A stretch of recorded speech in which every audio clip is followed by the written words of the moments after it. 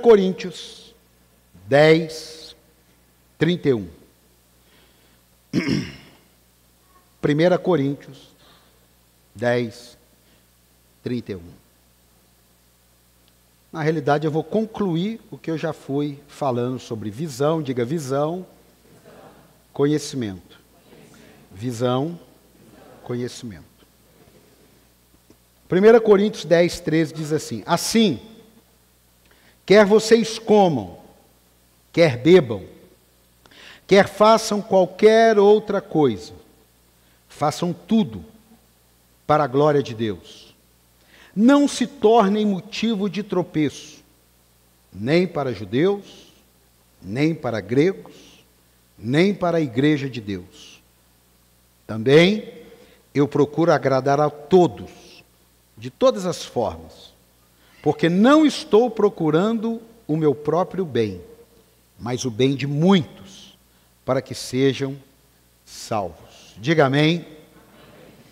Por que existimos? Diga, por que existimos? Coloca para mim aí o por que existimos. É claro que isso aqui dá um livro, mas nós precisamos ser objetivo. E o texto, ele já dá uma visão para a gente. Escute. Número 1, não sermos pedra de tropeço. Nós existimos para não sermos pedra de tropeço. Diga, não serei pedra de tropeço. Segundo, realizar a obra de Deus. Diga, realizar a obra de Deus. Número 3, cumprir o ID de Jesus. Diga, cumprir o ID de Jesus. Número 4, perdoar. Diga, perdoar. Mais forte, perdoar. E número 5, realizar a vontade de Deus. Diga, realizar a vontade de Deus. No mínimo, a gente existe para isso. No mínimo.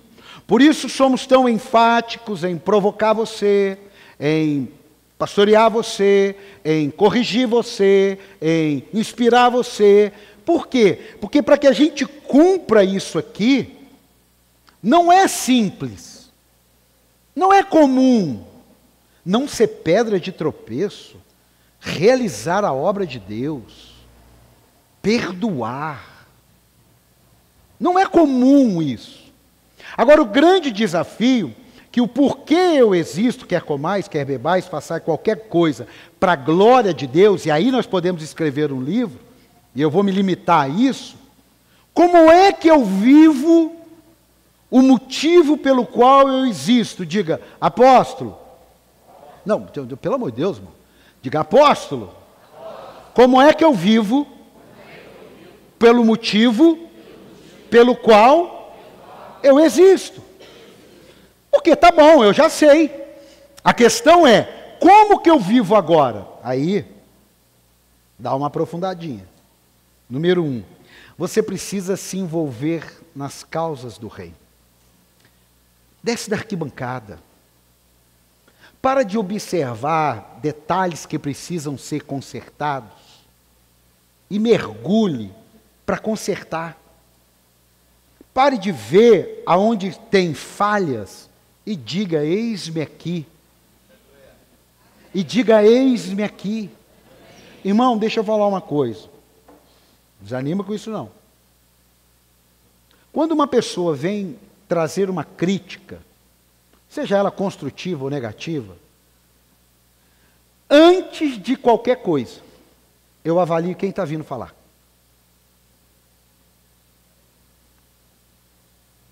Se é uma pessoa que não está envolvida, olha, vai ter que ser a voz de Deus falando mesmo. Por quê? Porque uma pessoa que está envolvida, ela tem uma autoridade para falar. Ela tem um algo mais para dizer. Por quê, apóstolo? Porque, irmão, você acha que não tem falha aqui?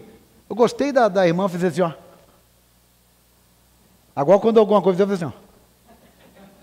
Você tem que aprender, né? Não precisa fazer assim, ô irmão, vamos irmão, Não, aí faz assim, ó. Faz assim. Isso aí, já aprendeu. Tá viu? Eu aprendi, eu falei, é mesmo, vou testar de novo.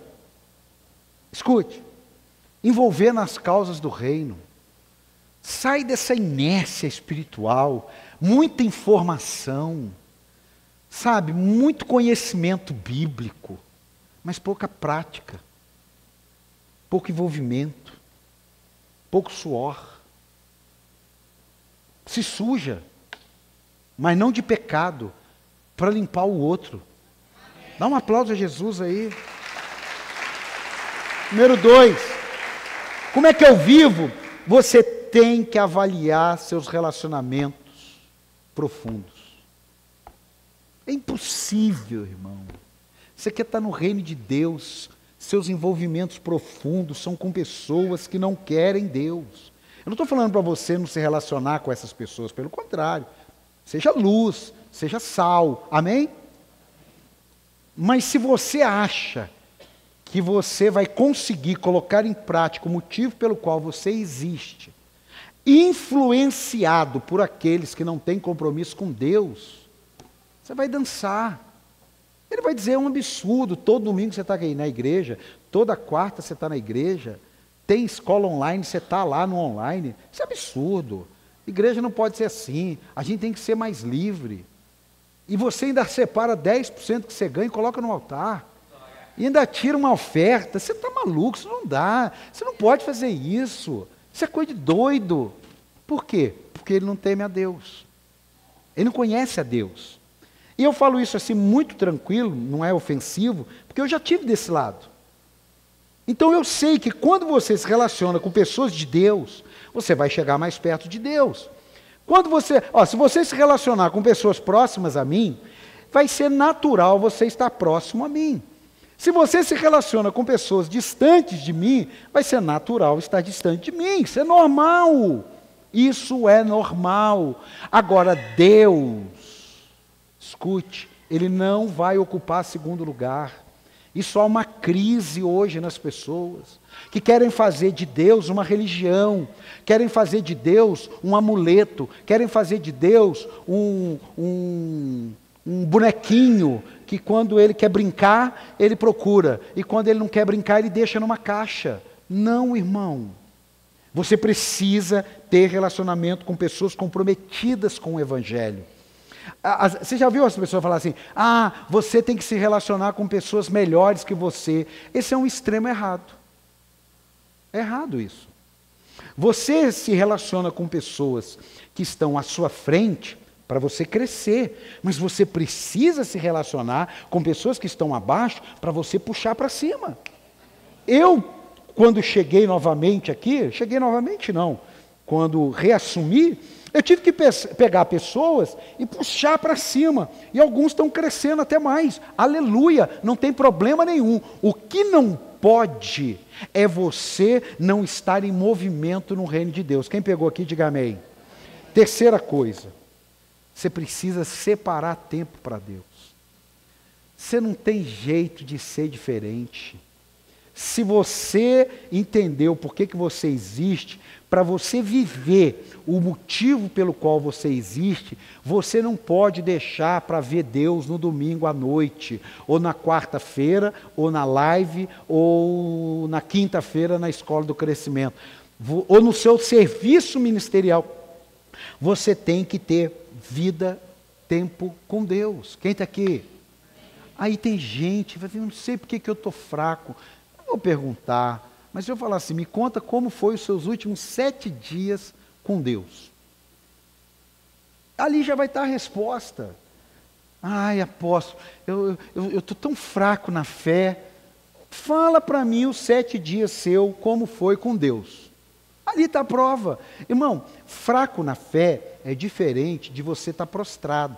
Tem momentos da minha vida que eu já tive prostrado, mas eu continuei buscando a Deus, eu continuei lendo, eu continuei orando, eu continuei clamando a Deus. E aí, o que acontece? Eu me ergo. Agora, se eu estou prostrado, e aí eu falo assim, não quero ler a Bíblia, não. Não vou na igreja hoje, não. Não, Deus do céu, não. Nossa, hoje eu estou querendo ficar quieto. vai melhorar a minha vida? E nem vai melhorar a tua.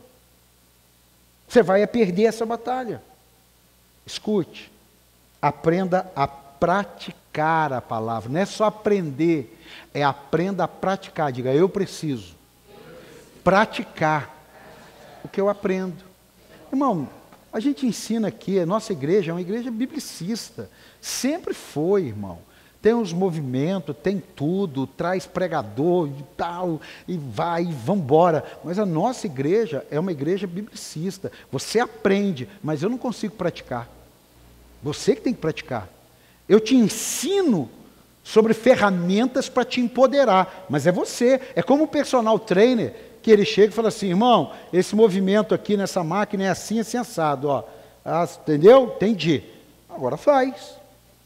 Mas se eu fizer errado, eu te oriento, mas é você que tem que fazer. Não, faz por mim. Não tem essa, faz por mim. É coisa simples, mas tem gente ainda que está procurando uma oração para fazer o que a prática vai fazer. Não existe, irmão. Eu vou repetir, não existe. O jovem, né? O jovem. Parece que o jovem de hoje é diferente do jovem de antigamente. Que os hormônios do jovem de hoje são diferentes do jovem de antigamente. Não é. É que a galera está ouvindo a mensagem e não está praticando. Então, ela está ouvindo algo que está gerando uma informação, mas aquilo ali para ela é indiferente. Ela continua tendo o mesmo comportamento como se ela não conhecesse a Deus. E ela não sabe por que ela está fraca.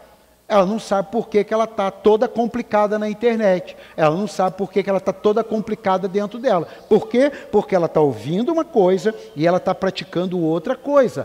A mesma coisa o adulto. Ele está ouvindo uma coisa e lá no trabalho ele está praticando outra. Lá no casamento ele está praticando outra. Mas ele está ouvindo. Mas ele pratica o que ele quer. Irmão, a palavra de Deus, hoje eu vi um post que eu até guardei, que diz assim, o Evangelho não precisa da tua opinião. Obrigado por glória a Deus. O Evangelho não precisa da tua opinião. O Evangelho não precisa da tua opinião. O Evangelho não precisa da tua opinião. Dá um aplauso a Jesus, ué. O Evangelho não precisa. Não, é que a minha opinião, irmão, a sua opinião você dá sobre qualquer outro aspecto. Mas opinião sobre o Evangelho não faz sentido. Opinião sobre o que Deus diz é incoerência. E tem um monte de gente procurando esse tipo de incoerência. Hoje é ceia, irmão. Examine-se, pois, o homem a si mesmo. Sou eu que tenho que te examinar, não. Não é o obreiro que tem que te examinar, não. A igreja evangélica não tem confessionário. Eu fui numa igreja muito antiga, acho que mais de 500 anos, e estava lá um confessionário. Fui conhecer a igreja, e estava lá o confessionário. Aquela portinha que o cara senta, e aí tem do outro lado é o padre, a igreja evangélica não tinha isso, e aí ele conta os pecados dele. E aí o padre falou, você reza 100 Ave Maria, 200 Pai Nosso, 8 Rosário, e aí ele sai com aquilo ali. Irmão, pecado não se vence rezando, pecado se vence obedecendo a palavra de Deus, gostando ou não gostando, tendo vontade ou não tendo. Tem alguém para dar um amém aqui ou não? Tem alguém para dar um glória aí ou não? Ué. Escute. Último para fechar essa parte. Praticar o sacrifício.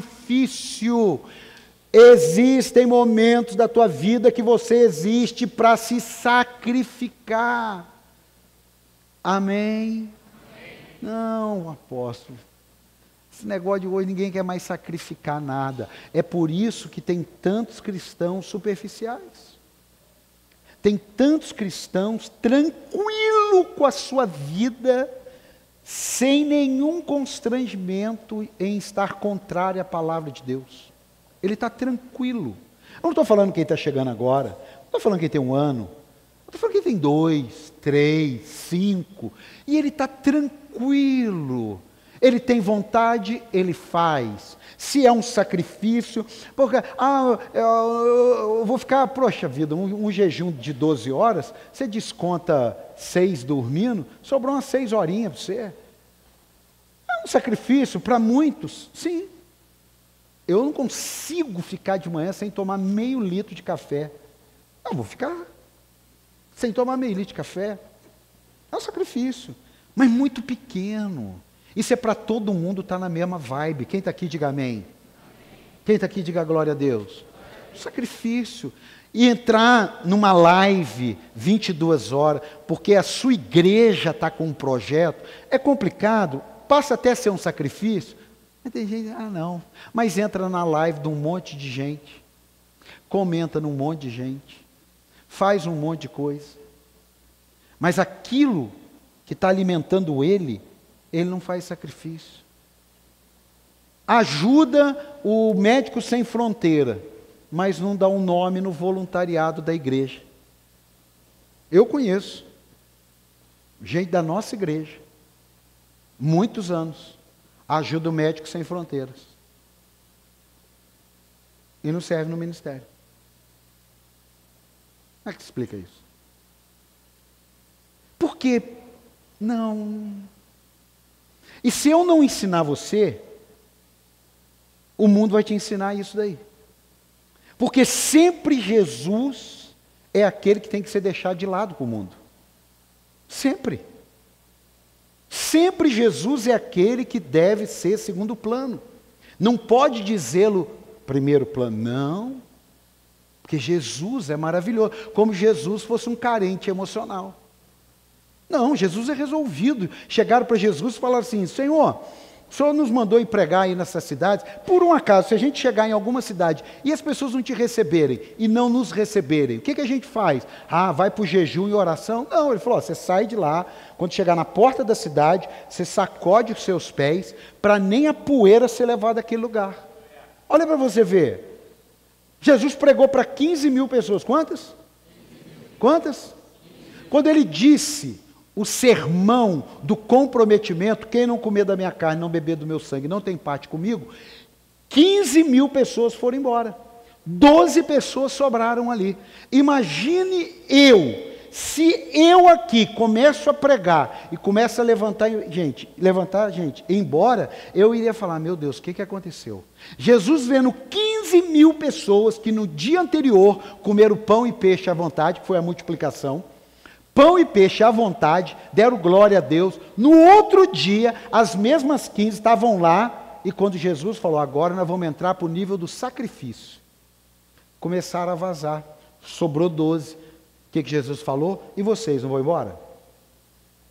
Aí Pedro salta na frente e diz, para onde nós iremos, se só tu tens as palavras de vida eterna? Nós não temos mais para onde ir, o nosso destino é Jesus. Não temos mais. Agora aqui eu fecho para a gente tomar a ceia. Apóstolo, por que muitos começam e depois desistem? Jesus já tinha dito isso antes da gente saber que isso aconteceria. Coloca para mim aí, Lucas 8:4. E aqui nós vamos ministrar a ceia. Lucas 8:4.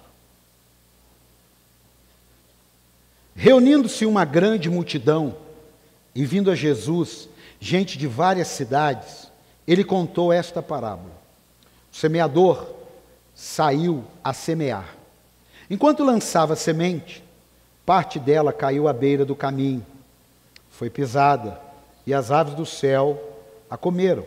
Parte dela caiu sobre pedras. E quando germinou, as plantas secaram, porque não havia umidade. Outra parte caiu entre espinhos, que cresceram com ela e sufocaram as plantas. Outra ainda caiu em boa terra, cresceu e deu boa colheita, a 100 por 1. Tendo dito isto, exclamou, aquele que tem ouvidos para ouvir, ouça. Seus discípulos perguntaram-lhe, o que significa aquela parábola?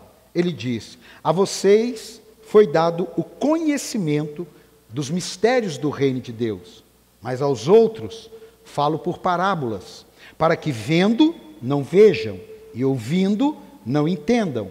Este é o significado da parábola. A semente é a palavra de Deus.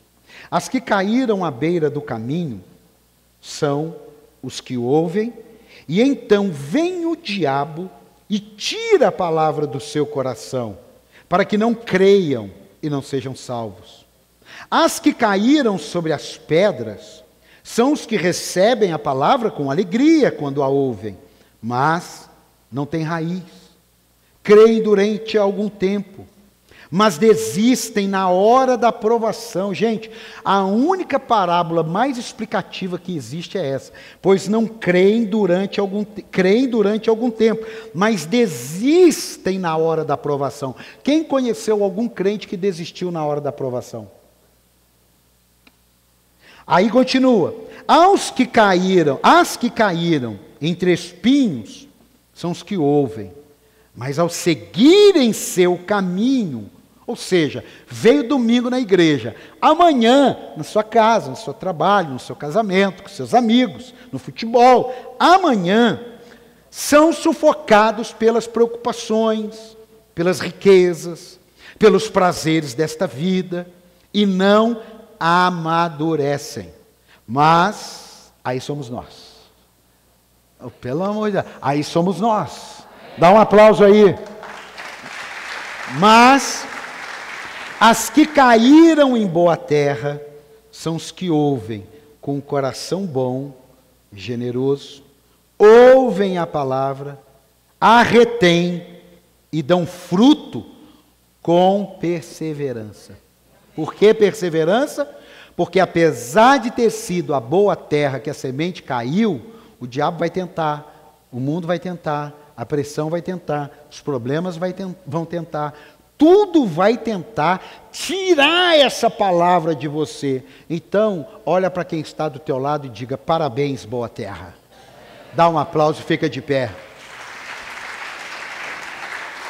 E aqui eu termino. O que fará a sua vida ser plena? E você ter a plenitude de Deus? Obediência. A palavra do Evangelho pode ser a graça, ok. Mas dentro da graça, a palavra maior é obediência. Porque a graça não te isenta de obedecer. Agora, a sua obediência atrai a graça de Deus. Então não tem como viver uma graça desobediente. Não tem como. Não, apóstolo, mas eu ouvi o Baryshnikov dizendo: você vai ter que... Para de adequar o Evangelho à vida. Se adeque você ao Evangelho. Pare de buscar assim, mas será? Sua vida, quando você decidiu entregar a Cristo, você abriu mão da sua vontade. E se você abriu mão da sua vontade, faça a vontade daquele pelo qual você entregou sua vontade. Faça. Eu te garanto, Ele sabe o futuro, Ele conhece o presente e Ele está no passado. Ele sabe do passado. Ele é o mesmo ontem, Ele é o mesmo hoje e Ele é o mesmo eternamente. A questão, eu e você entendermos. Você não está aqui para ser membro de uma igreja. Você está aqui para glorificar a Deus. Aí é claro, você vai ser membro de uma igreja, você vai servir no ministério. Mas tudo isso passa pela sua obediência. Eu encerro com 4 considerações aqui. Olhe para você, faça a sua avaliação no que precisa ser mudado. É ceia. É ceia. Número 2. Tome posição em relação às mudanças. Mesmo que você precise dar um passo de cada vez. Tem gente que fala assim: não, eu tenho que mudar tanta coisa na minha vida. Você conseguiu mudar uma? Porque se você conseguiu mudar uma, você põe: agora eu vou mudar 2. Você conseguiu mudar 2, agora eu vou mudar 3. Irmão, a salvação é instantânea. Agora, o conhecimento da graça é uma jornada que não termina nunca. Quem está aqui? Não termina nunca. 3. Desista de insistir no que Deus não abençoa. Diga: eu vou desistir de insistir no que Deus não abençoa. Irmão, isso aqui é forte. Porque tem gente que está pedindo para Deus abençoar o que Ele já deixou escrito. Não vou abençoar. Pode fazer campanha, pode jejuar, pode entregar seu dízimo, pode entregar sua oferta, pode dar tudo que você tiver no altar. Não é isso. Não é isso. É você insistir naquilo que Deus não abençoa. Deixe de viver uma vida religiosa.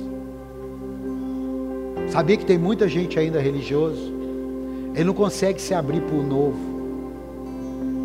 Ele não consegue.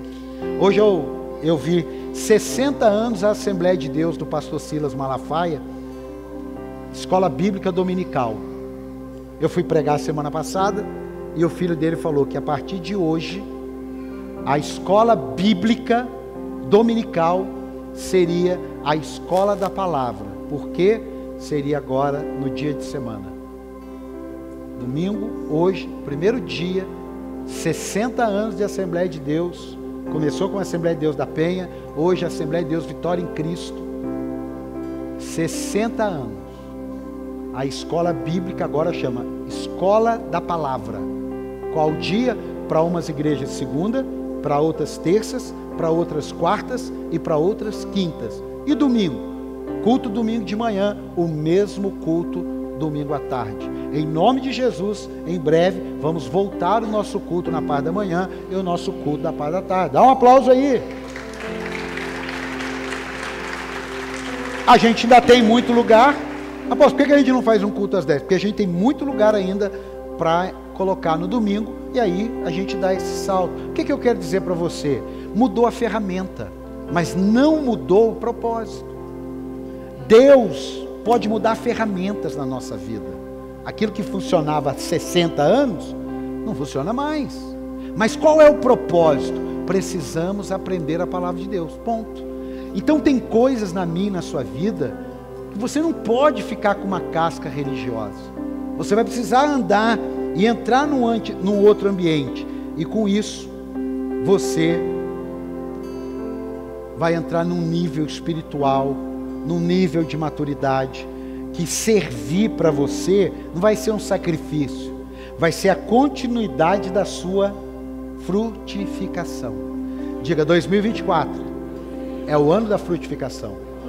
Irmão, se vocês fizerem, não precisa ser depois, mas se vocês se inscreverem na escola de líderes, de GPS, de grupos para sempre, e aprenderem o que eu tenho para ensinar e mostrar para vocês, todos vocês que têm há mais de 2 anos de batizado, podem ser. Agora imagine, todos vocês, ao invés de apenas 9, sendo um agente para ganhar as pessoas da sua casa, do seu convívio, não é um estranho, é da sua casa, do seu convívio. Que multiplicação Deus não faria? Ao invés de 9 pessoas ali, ó, ter 30, já vai dar um salto ou não vai? Vai ou não vai? Ter 40, vai dar um maior ou não vai? Ter 100, vai dar um maior ou não vai? Ter 200, pensa, apóstolo, mas isso não é loucura? Não!